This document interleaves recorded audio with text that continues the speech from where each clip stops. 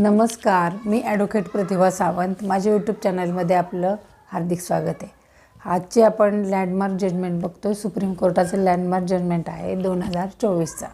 तर हे जे जजमेंट आहे ते डेट ऑफ बर्थ म्हणजे जन्मतारखेच्या घोटाळ्यामुळे हे जजमेंट सुप्रीम कोर्टापर्यंत पोचलेलं आहे.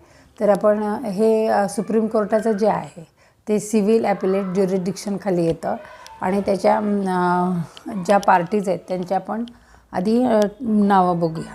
तर ॲपिलेट कोण आहे तर याच्यात general manager messrs Barsua iron ores mine हे ॲपिलेटमध्ये आहेत आणि त्यांच्या विरुद्ध म्हणजे versus the vice president united mines Mazdoor union and others हा आहे रिस्पॉन्डंट. अशी ही केस सुप्रीम कोर्टापर्यंत दाखल झाली. त्याच्या आधी आपण फॅक्ट्स बघूया की ही जी केस आहे ते मजुरांच्या युनियनने दाखल केलेली होती. आता फॅक्ट्स अशा बघूया की यातली जी एक पार्टी आहे की जो व्यक्ती त्यांनी नोकरीसाठी अर्ज केलेला होता एका कंपनीमध्ये. आता कंपनीत त्यांनी नोकरीला अर्ज केला, त्यांचे इंटरव्ह्यू झाले आणि त्याला नोकरीला घेण्यात आलं.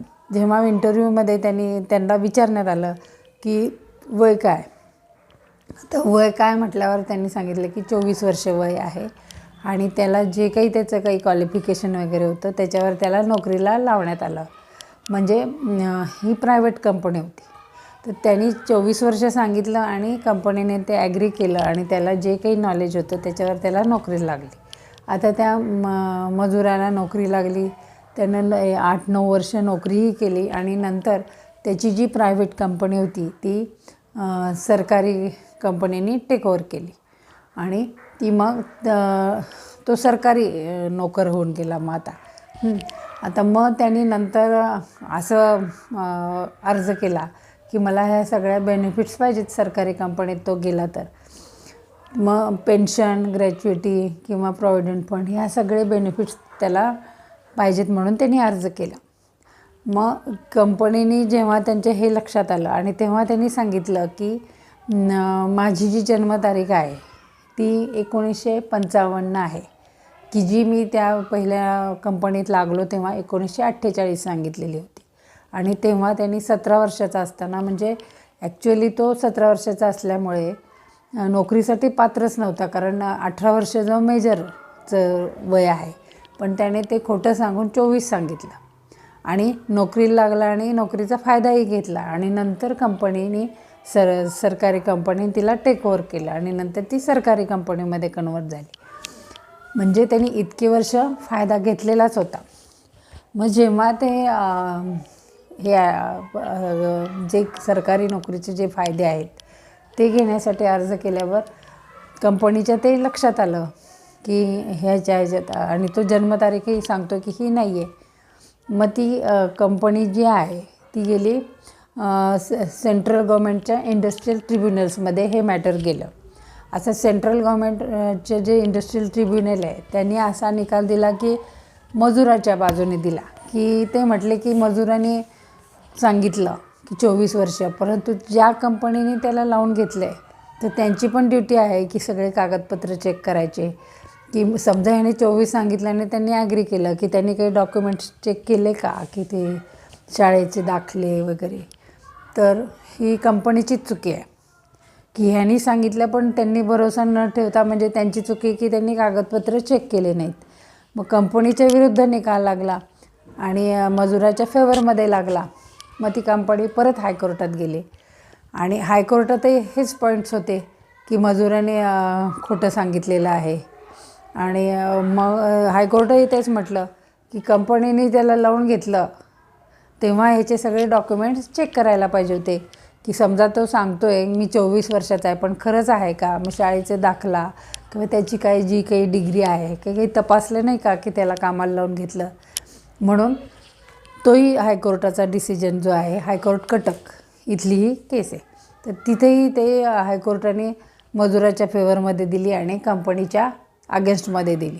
मग कंपनी की 50% जे वेजेस आहेत ते त्याला द्यावेत, ते थांबलेले आहेत ते त्या मजुराला द्यावेत वेजेस.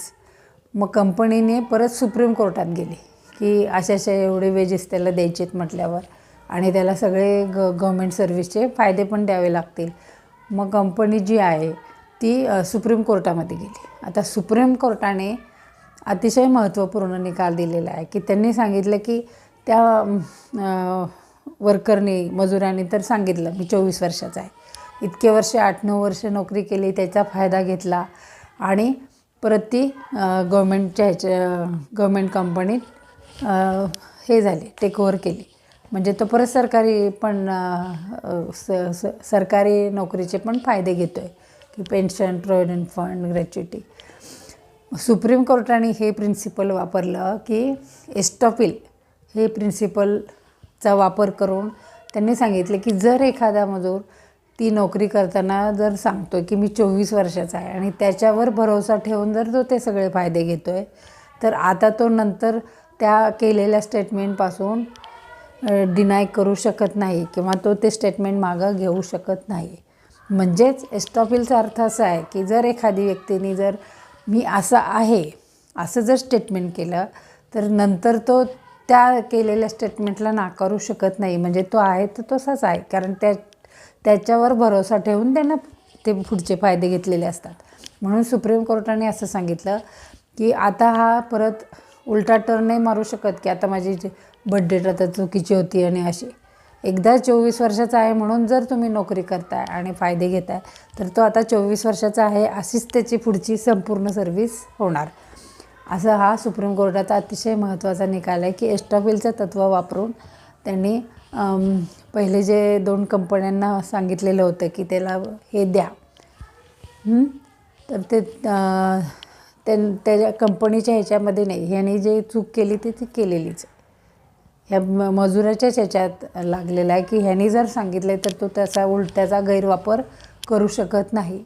म्हणजे पहिले जे सेंट्रल गव्हर्मेंटचं इंडस्ट्रियल ट्रिब्युनल आहे आणि हायकोर्ट कटक यांनी जे निकाल दिलेले होते मजुराच्या फेवरमध्ये, तर सुप्रीम कोर्टानं कंपनीच्या फेवरमध्ये तो निकाल दिलेला आहे.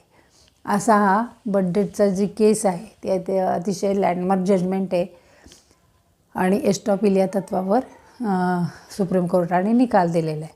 तर ह्या केसचं टायटलही मी देते आणि फॅक्ट्स वगैरे पण मी ह्याच्यात देणारच आहे.